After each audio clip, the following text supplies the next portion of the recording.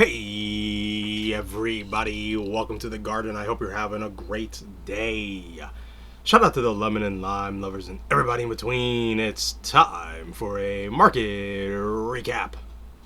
And if you're interested in any of the services I provide, please check out the links in the description below for both the Patreon and Discord. Okay guys, so it's been a while since we did a recap, but it's been a pretty interesting day. So we're going to start off with the dollar like always and then make our way towards Bitcoin. All right, so starting off with the dollar, as you can see, very nice rise over the last couple weeks to about a month or so, and came into the levels we had been watching for quite some time. The two bearish daily fair value gaps and also these circled pivots, which represent the buy side liquidity. We have filled the buy side liquidity and we have tapped through both of those fair value gaps, and we even quickly almost made our way above this pivot here, but we did finally have a slowdown, and now we are retracing back to this daily downtrend line. Now, it doesn't mean that we're going to hold this line, but we should expect a higher low is likely to form, probably somewhere around here. Okay, and then once that happens, we're going to look for potential continuation to ultimately get back up towards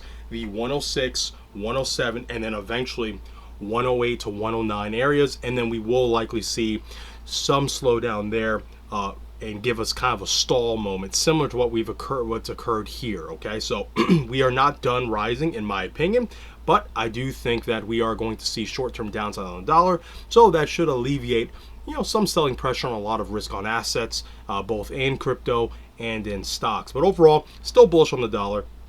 I think it's been incredibly strong after taking out these low pivots down here. Took out that sell side, we've popped up, taken out the buy side, and now if we get that higher low, it pretty much confirms character change is occurring, and we're likely going to go up higher to the circled zone up here and the monthly bearish fair value gap. So watch out for a slight drop in the dollar continuing, and then eventually a higher low to lead towards 108 to 109.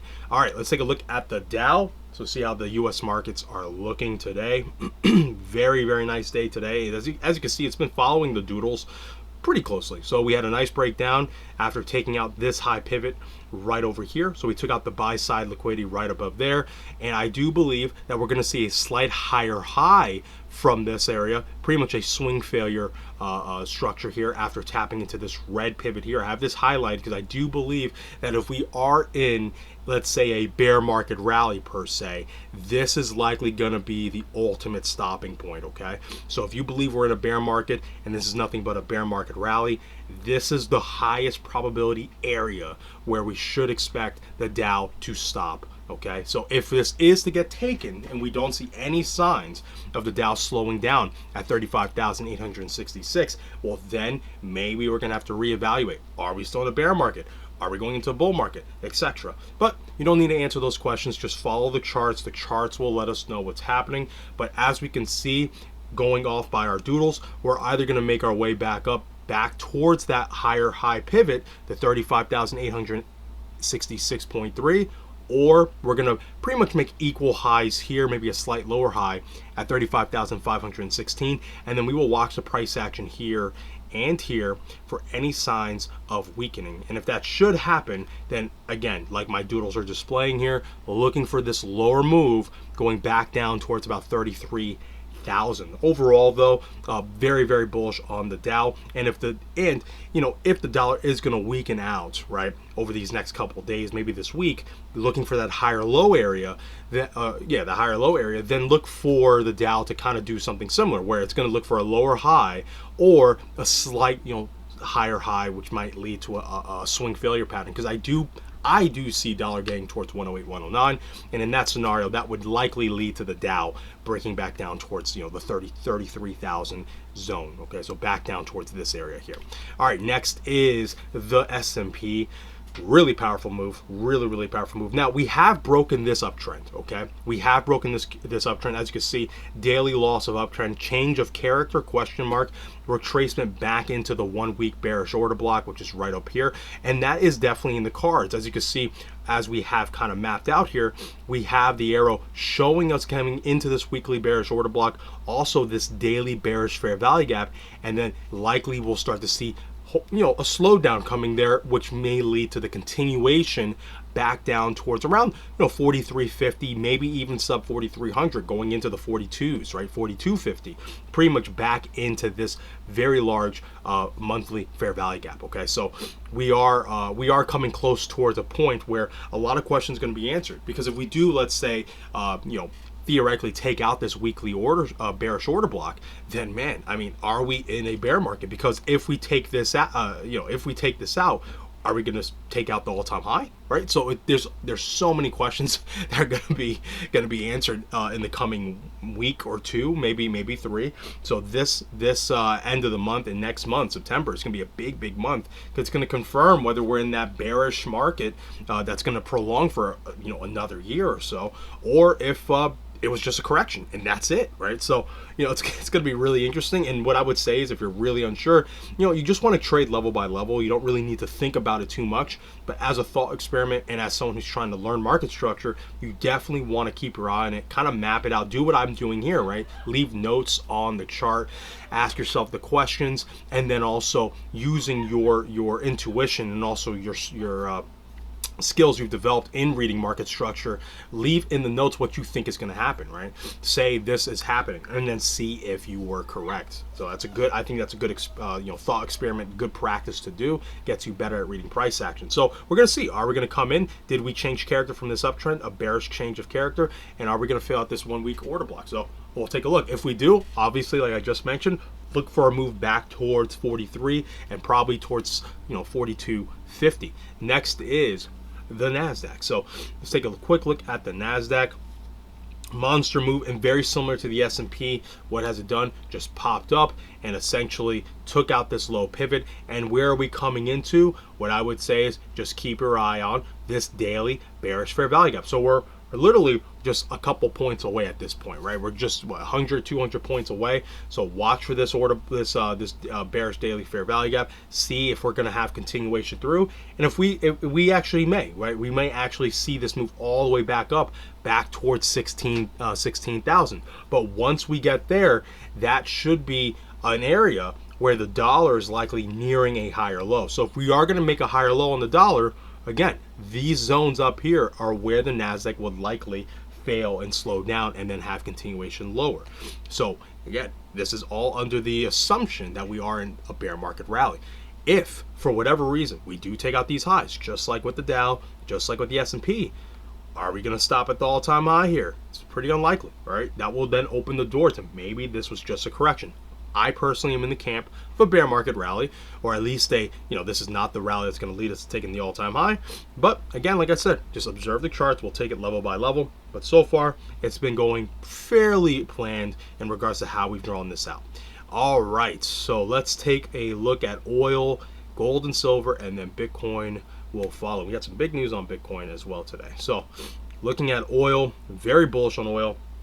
If you're in the lemon garden, if you're in the swing trade service, you know that I am long oil, and I'm going to be staying long oil for the foreseeable future. So this blue zone here has been a major accumulation zone in my opinion. I think this is going to be a massive move for oil over the next coming weeks to months, maybe a year or so. And so far, it's been following the doodle. Came up towards this bearish fair value gap, broke back down, and again, looking at like it's made a higher low or in the process of making a higher low, which then, if validated, will lead to the higher high over here to make another higher low and then lead to continuation. And I ultimately see oil getting back up towards 95, 100, and then eventually 115. So we are definitely in the ballpark for some major moves in oil, whether it's today, next week, who could say, but it's definitely likely pointing towards September, or at least the beginning of October.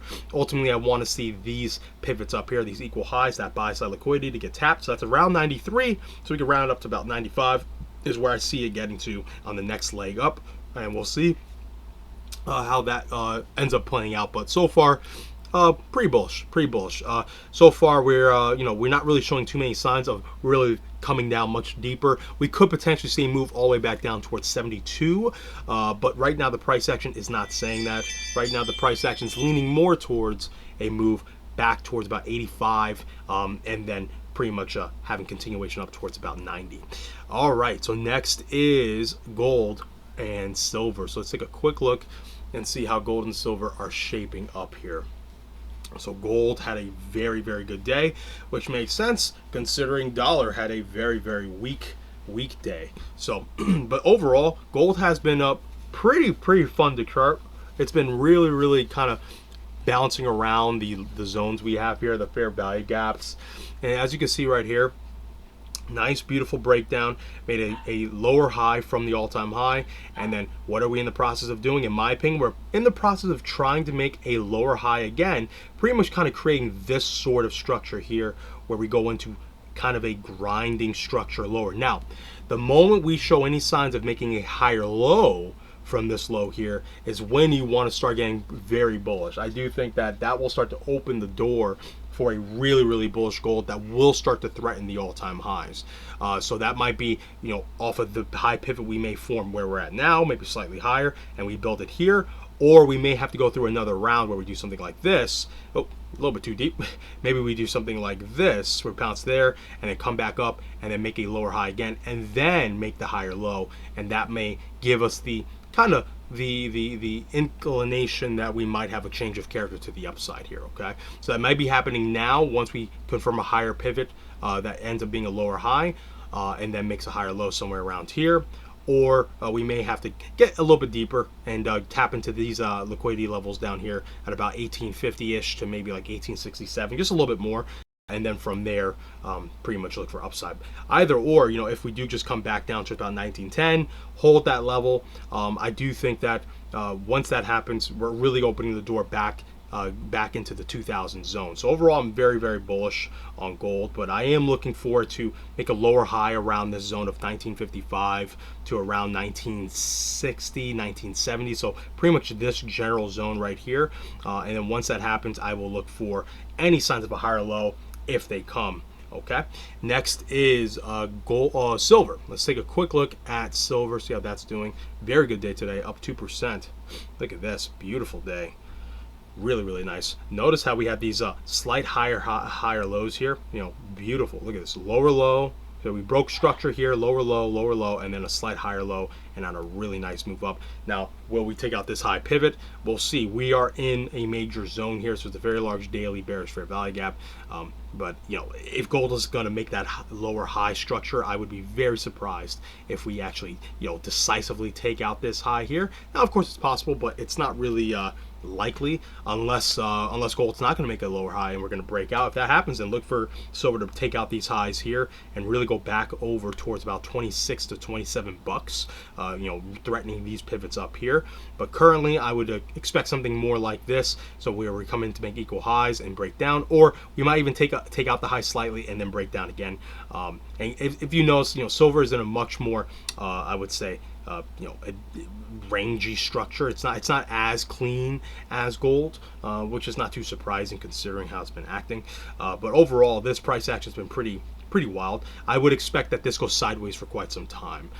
If this actually breaks out, then that's going to be predicated on the dollar pretty much not finding a higher low and just dumping, right? So that I don't see this breaking out in of itself unless you know, it's kind of backstopped by a failing dollar and obviously gold rallying with it. And if it does break out again, like I said, look for 27 and then eventually look for these pivots up here, which is going to be really, really attractive. So it's about 28, 29 bucks. And that'll be pretty major. And then we'll have to see how the price action develops after we take out that buy side liquidity. I would expect some sort of bullish consolidation after that, considering, because if we go that far out, then we're gonna have to start looking for the highs here, like at plus 30. All right, so let's take a quick look at Bitcoin, see what has been going on. So very, very interesting day on Bitcoin. I've been very quiet on Bitcoin. As you know, if you've been following me, I've been quite bullish on Bitcoin, but I just wanted to give it some time as it was trading in this area here. So as you can see, we're in mostly just longs. We're actually all in longs here in Lemon Garden, and so far they're doing pretty good today. Let's see what's going on with Mr. Bitcoin. So I wanted to give Bitcoin some time to trade within this daily bullish fair value gap. So as we dump down, I saw that we started to rest in this daily bullish fair value gap, and I just wanted to see how this would play out, give it some time. And what's interesting today is what I found as we were trading here, I was getting more and more bullish on Bitcoin in here. Now, I'm not bullish enough to add on to the position. We weren't really too far away from where we originally entered, but I was liking the price action. I did not foresee this news, obviously. I don't think many did. I was looking for any signs where we would pretty much kind of hold this bullish fair value gap and kind of grind to the sideways, and then hopefully see some sort of downward tilt that would give me some bias to the upside. Wasn't really getting that at first, but I did start seeing that in other altcoins. So I did start to see some signs of accumulation on some altcoins, which is one of the reasons why I started opening up more positions on the long side for altcoins. And then this news came out, obviously pushed the entire market up. So the news that came out was obviously that Grayscale, the ETF, pretty much they got like their appeal. It was recognized that they shouldn't have been denied their ETF, their spot ETF. So it's a very, very good sign that potentially the ETF is going to actually become real. So if that's the case, then that's very good for Bitcoin. Now, will this lead to higher highs and all that stuff? Well, in my opinion, probably not immediately, right? So I would look for this for today to close out pretty strong. We have about 3.5 hours left, so I think we'll probably be trading around where we're at by the time we go into the close.